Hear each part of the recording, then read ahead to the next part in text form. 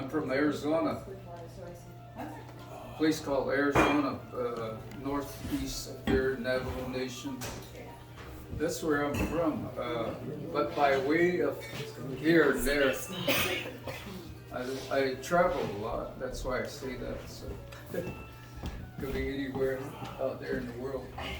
But anyway, I think I've been invited here to do a drum presentation. I brought some, and y'all can claim your drum at this point. I heated them up, tighten them because they're susceptible. Being a natural material, raw hide implies exactly that. It's a hide that's raw. And after raw hide, they tan it to make leather. So what you're dealing with is just a basic raw material, natural material that is, like I said, susceptible to climate change. People have issues with their drum because, I guess, weather. So I told them, talk to God about it. He'll change the weather for you. I haven't been successful at that, but I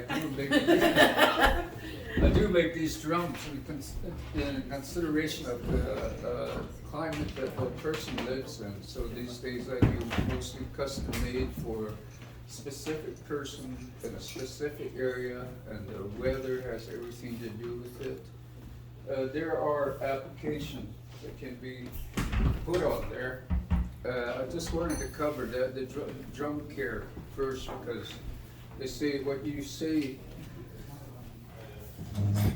first is what the people remember most, because I'll probably lose you later.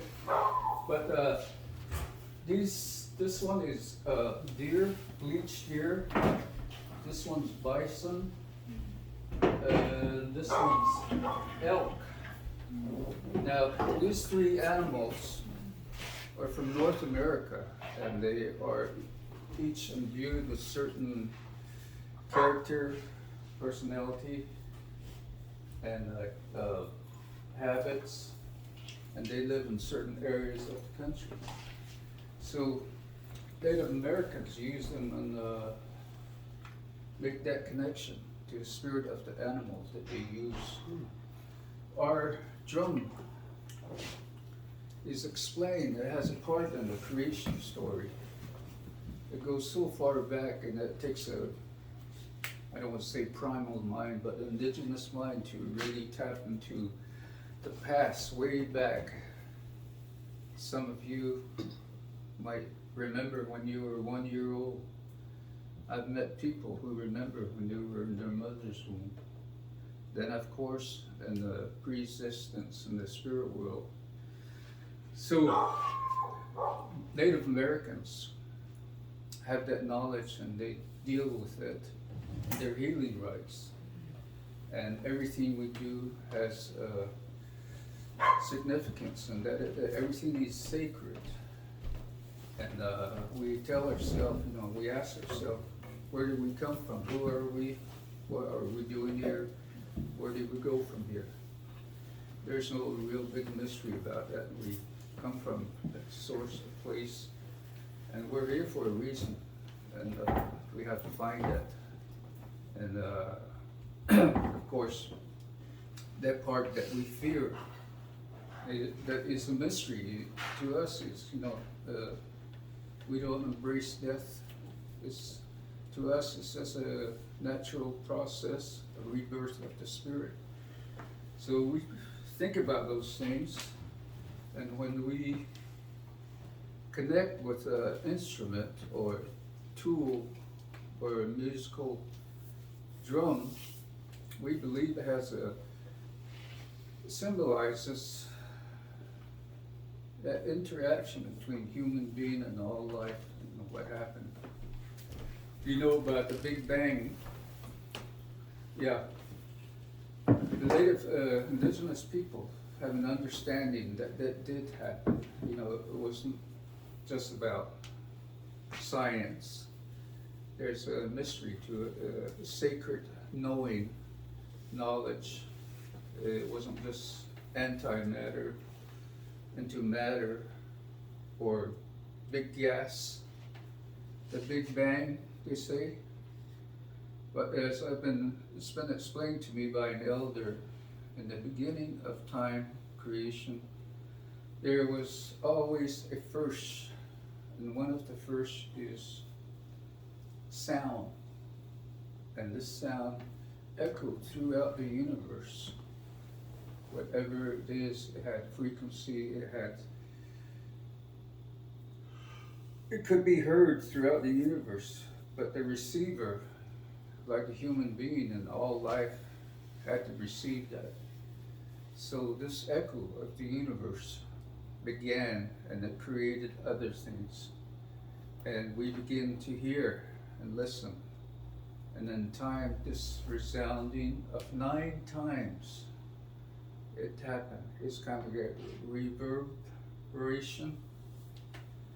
And if you ever seen a steel pool, drop of water in there, the ripple will go out, then it will come back. And it's like that, sound frequencies that way.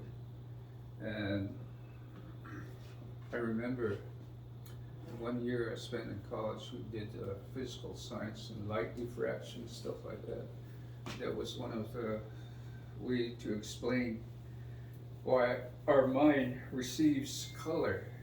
It's not really color, but it's the frequency that we receive and then we register in our brain, whether it's a certain color. I've known people who are colorblind, so that's a mystery to me. They were able to thrive and survive without knowing colors. But back to sound, 9 times, and I think about it, and supposedly we have 9 planets. And another elder told me that we come into this world, and the 9 months we spend in our mother's womb, at some point, the heart, at moment of conception, the heart begins beating, and that heartbeat sustains us throughout this lifetime. But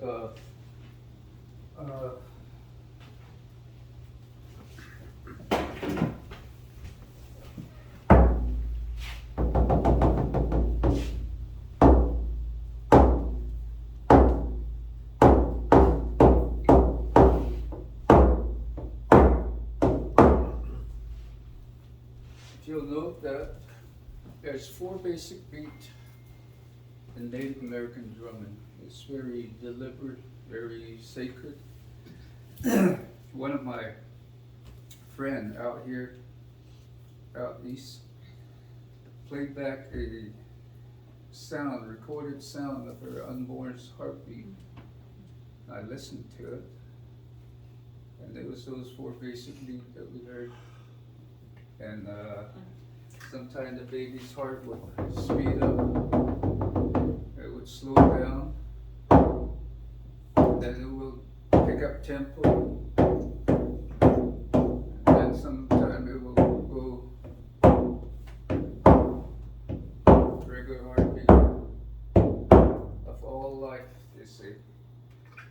So that figures in the creation story of how all life came to be, and in time it was recognized in most indigenous culture as the first instrument, the first tool that was used. It's universal. All culture had it.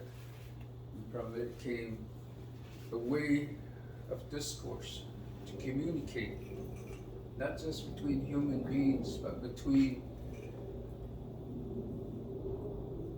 humans, all life, and spirit. There's a communication to the spirit people that was used to complement and use as a tool to communicate. So in our ceremonies like Sundance and other ceremonial songs. We use those 4 beats.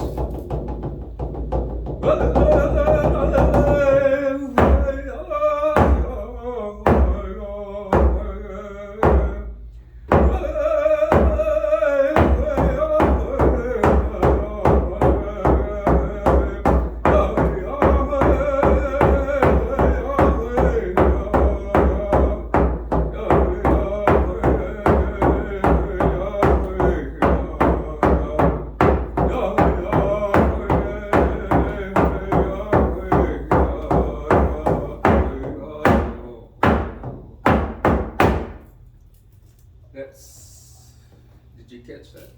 Yeah. 4th, yeah. So anyway, we acknowledge that and use that a lot, remembering that. A while ago I said, we are very deliberate in what we do. It's that intention that we project. So, yeah, there is fun songs, there is social songs, but the greater part of it is knowing the drum. I think Black Elk said it best, that the drum represents the wholeness of the universe, the roundness, everything. Everything's round, unless there's some square heads here. No? Everything has roundness, so the sound even travels in circles. I've been making drums over 30 years now, so I kind of learned a few things. And one of the beautiful things I learned is that I use it in my horse training. My last horse taught me that, and the drum taught me that, and it gave me vision. But these days, when the horse is ready, I can change his gait by those heartbeats. From a walk, to a trot, to a canter, to a gallop. They listen. They listen because they have horse sense. They have common sense. We humans make it too complicated. It's like, it's hard for us to be in the natural, to do natural things. And anyway, my people, they understand that. And so these drums, there's different kind of drum.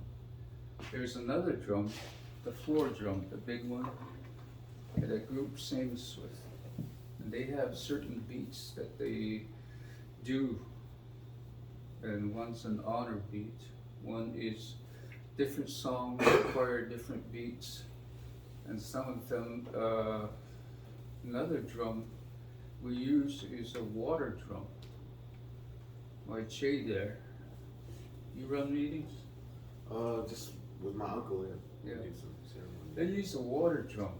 It's a very unique and interesting history about the water drum. They use these days kettle drum with a 3 legs, little nubs at the bottom of the kettle drum. And they fashioned it, and part of it is creativity and inspiration that a cult of, they call them Native American church. It's peyote wood.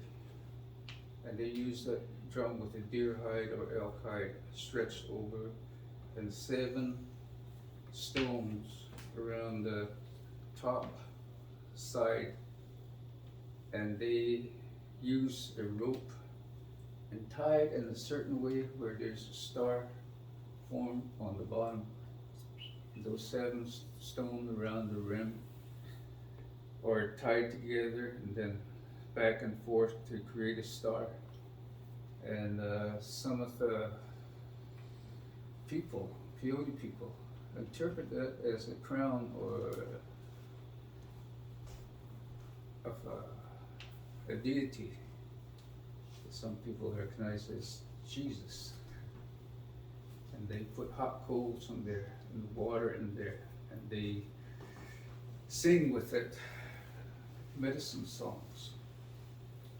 That's another one kind of drum that has quite a history.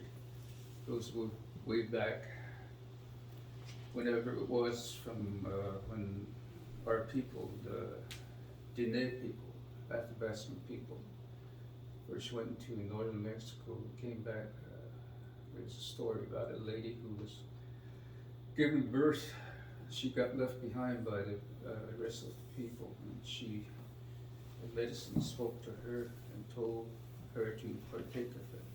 So she did, and she gave birth, and it taught her the ceremony, and then she caught up with her people and introduced that medicine to her people. And today, that's one of the major way of life for the people spiritually. Then another drum involves like these hand drums. They're used in ceremonies like sweat lodges, another social event like round dance. There's to be a team of singers with a certain beat, and in unison they will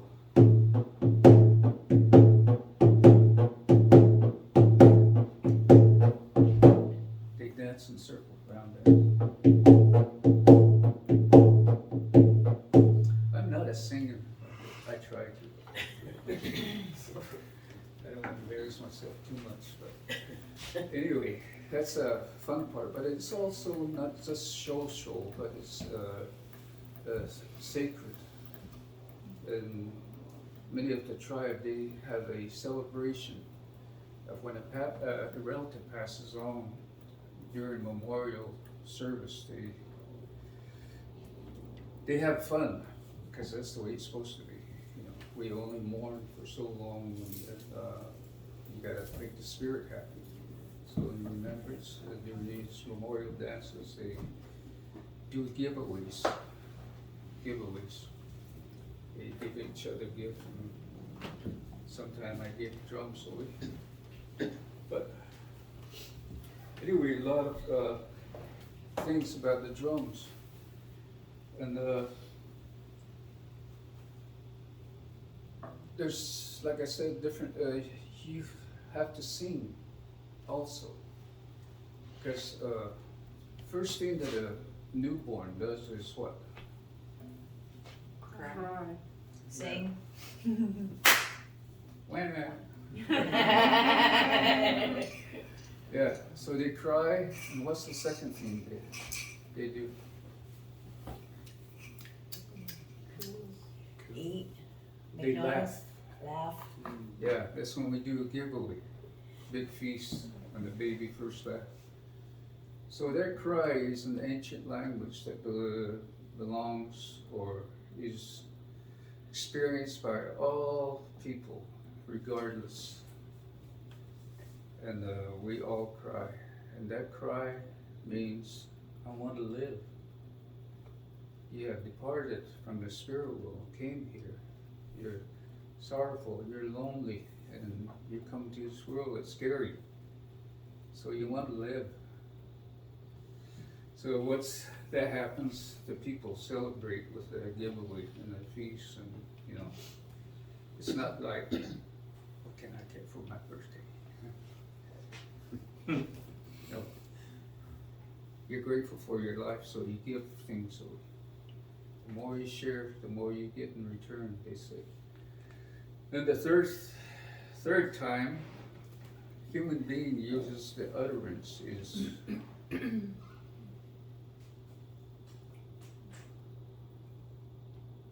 learn to talk, right?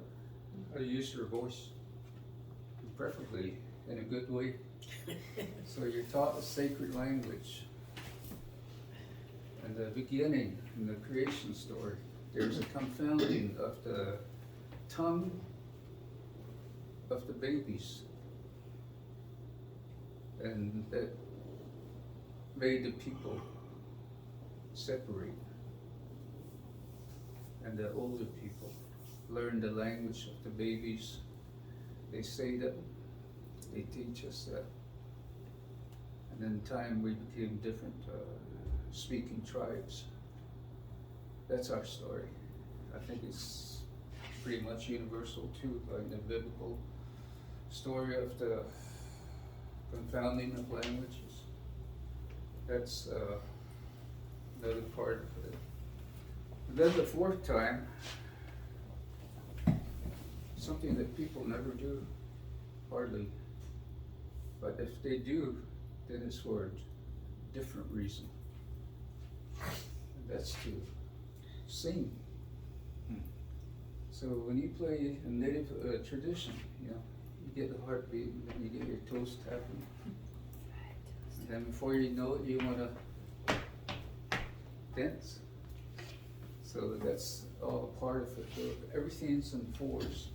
So you go through this generation of newborn, young adults, and grandfather, grandmother, those four generations. There's no way to refute it. It's just natural process of life. So all this time, the drum is always there to help us celebrate life, even at times having to mourn. And other life form, they gravitate to that. The mistake we make with the newborn is that we deny him the opportunity to make noise. So, shh, put that away, you know. That's not good. Because the baby newborn, even up to small childhood, it always remembers the heartbeat of the mother. That's what we call these drums, the beats, the heartbeat of Mother Earth, thunder beings, the echo of the universe, and we pass it on, hopefully in a sacred manner to future generations. That's how far we look at it and think about it in a good way. So it's to enhance us. The beat can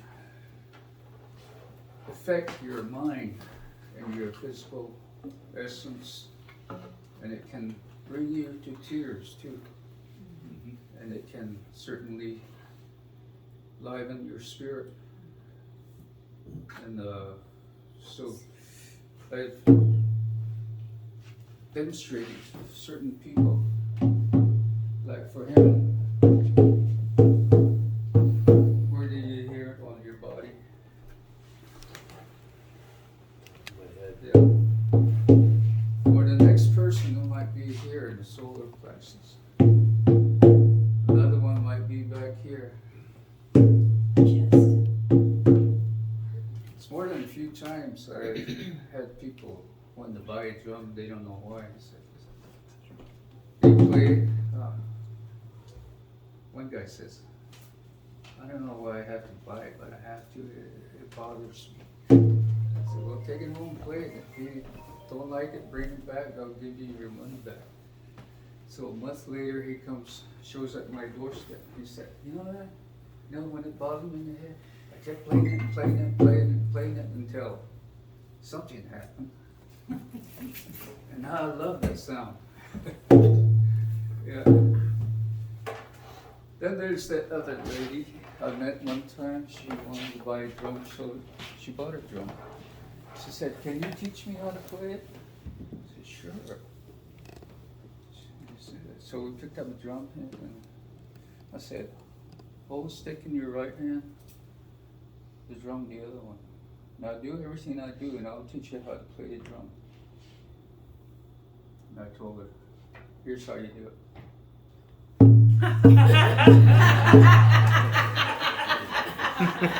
She does that, then she says, wait,